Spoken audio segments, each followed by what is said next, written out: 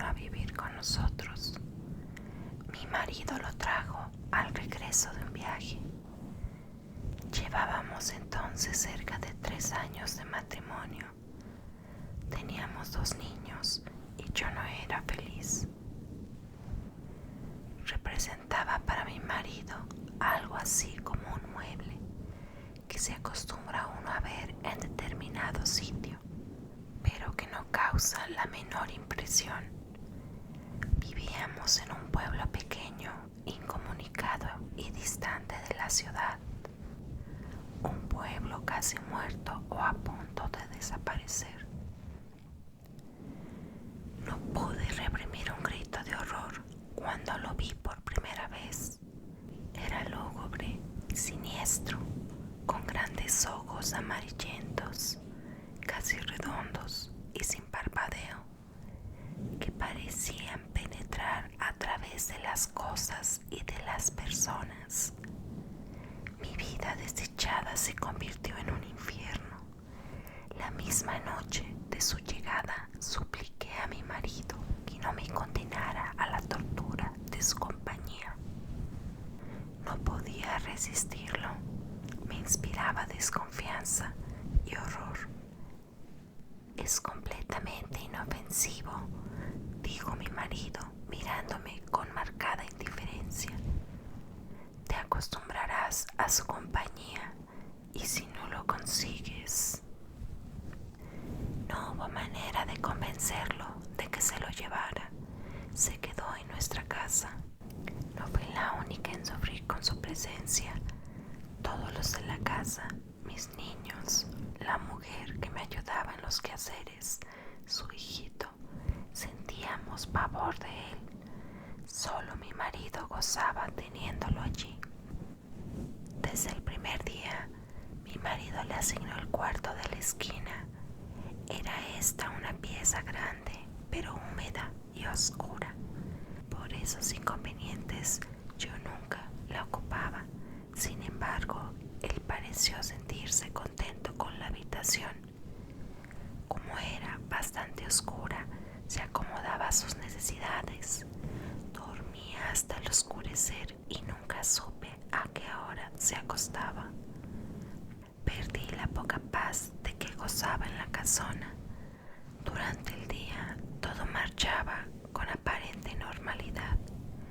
Yo me levantaba siempre muy temprano, vestía a los niños que ya estaban despiertos, les daba el desayuno y los entretenía, mientras Guadalupe arreglaba la casa y salía a comprar el mandado. La casa era muy grande, con un jardín en el centro y los cuartos distribuidos a su alrededor.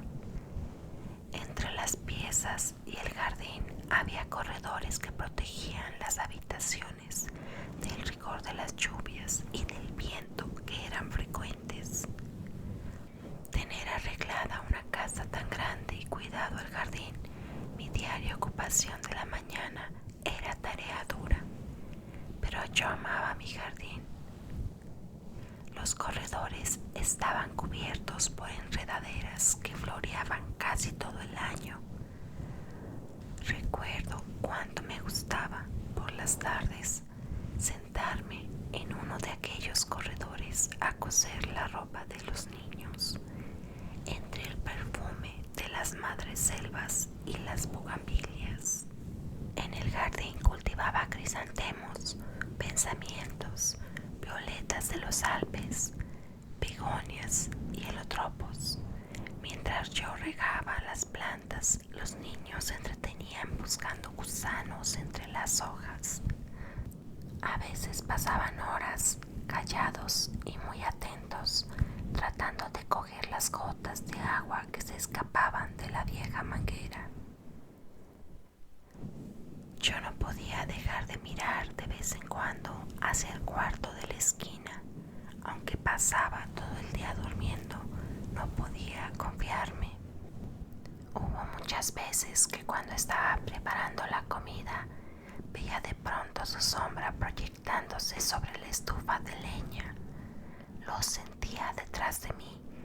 Yo arrojaba al suelo lo que en las manos y salía de la cocina corriendo y gritando como una loca. Él volvía nuevamente a su cuarto como si nada hubiera pasado. Creo que ignoraba por completo a Guadalupe. Nunca se acercaba a ella ni la perseguía. No hacia los niños y a mí. A ellos los odiaba y a mí me acechaba siempre. Cuando salía de un cuarto comenzaba la más terrible pesadilla que alguien pueda vivir. Se situaba siempre en un pequeño cenador enfrente de la puerta de mi cuarto. Yo no salía más. Algunas veces, pensando que aún dormía, yo iba hacia la cocina por la merienda de los niños. De pronto lo descubrí en algún oscuro rincón del corredor, bajo las enredaderas. «Allí está Guadalupe», gritaba desesperada. Guadalupe y yo nunca lo nombrábamos.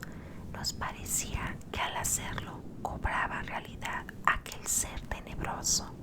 Siempre decíamos: «Allí está, ya salió, está durmiendo, él». Solamente hacía dos comidas, una cuando se levantaba al anochecer y otra tal vez en la madrugada antes de acostarse. Guadalupe era la encargada de llevarle la bandeja. Puedo asegurar que la arrojaba dentro del cuarto, pues la pobre mujer sufría el mismo terror que yo. Toda su alimentación se reducía a carne, no probaba nada más. Cuando los niños se dormían, Guadalupe me llevaba la cena al cuarto. Yo no podía dejarlo solo sabiendo que se había levantado o estaba por hacerlo. Una vez terminadas sus tareas, Guadalupe se iba con su pequeño a dormir y yo me quedaba sola, contemplando el sueño de mis hijos. Como la puerta de mi cuarto quedaba siempre abierta, no me atrevía a acostarme, temiendo que en cualquier momento pudiera entrar a atacarnos. Y no era posible cerrarla. Mi marido llegaba siempre tarde y al no encontrarla abierta, algo malo habría pensado y llegaba bien tarde.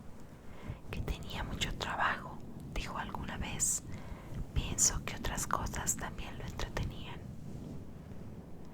Una noche estuve despierta hasta cerca de las 2 de la mañana, oyéndolo afuera.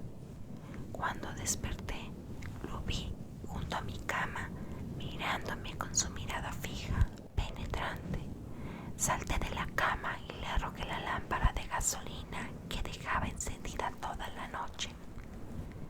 No había luz eléctrica en aquel pueblo y no hubiera soportado quedarme a oscuras, sabiendo que en cualquier momento.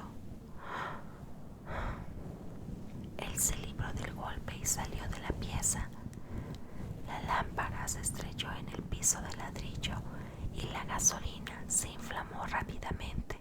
De no haber sido por Guadalupe, que acudió a mis gritos, habría ardido toda la casa. Mi marido no tenía tiempo para escucharme, ni le importaba lo que sucediera en la casa. Solo hablábamos lo indispensable. Entre nosotros, desde hacía tiempo, el afecto y las palabras se habían agotado. Vuelvo a sentirme enferma cuando recuerdo. Guadalupe había salido a la compra y dejó al pequeño Martín dormido en un cajón donde lo acostaba durante el día. Fui a verlo varias veces. Dormía tranquilo. Era cerca del mediodía. Estaba peinando a mis niños cuando oí el llanto del pequeño mezclado con extraños gritos. Cuando llegué al cuarto encontré golpeado cruelmente al niño. Aún no sabría explicar cómo le quité al pequeño y cómo me lancé contra él con una tranca que encontré a la mano. Lo ataqué con toda la furia contenida por tanto tiempo. No sé si llegué a causarle mucho daño.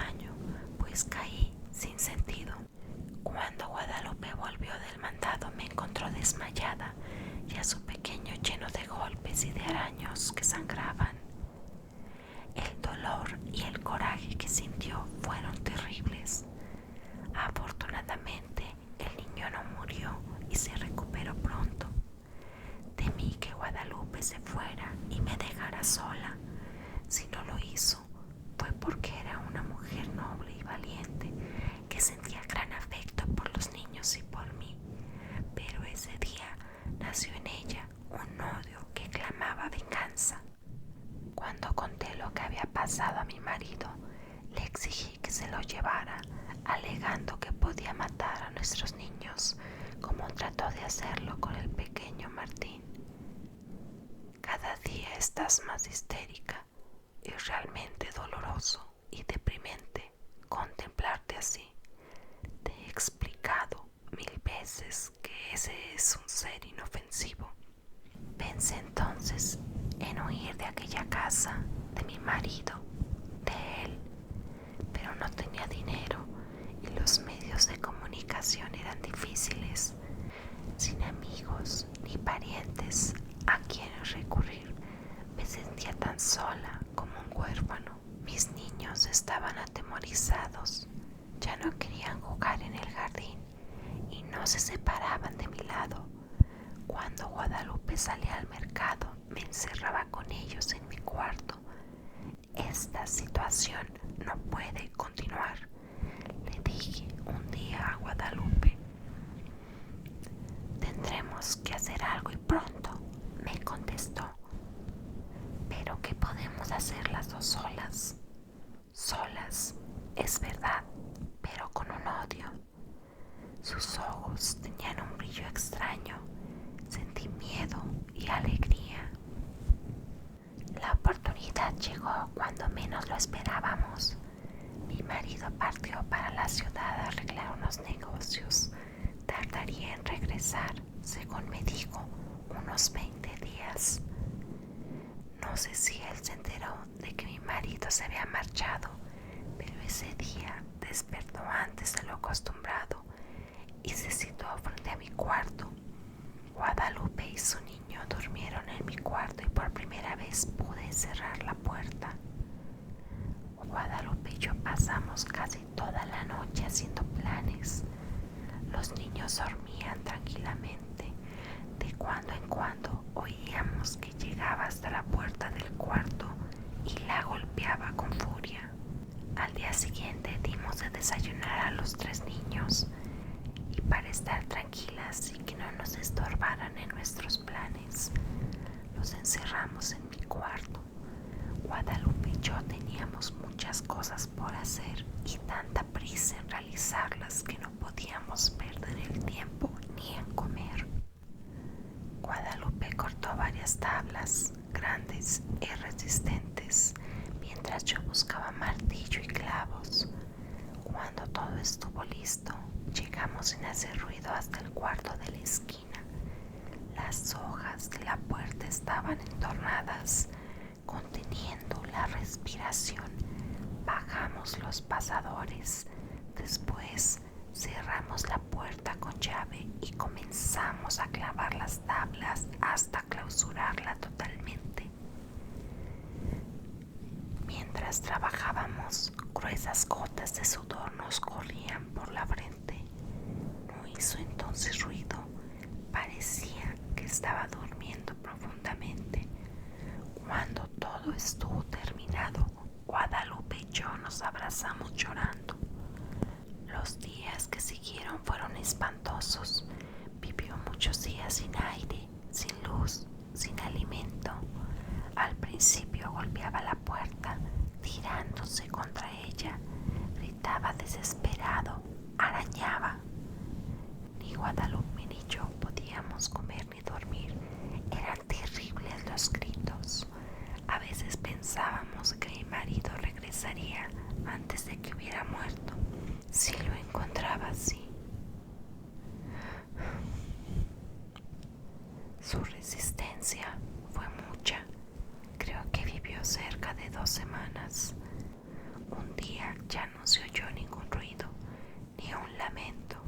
Sin embargo, esperamos 2 días más antes de abrir el cuarto. Cuando mi marido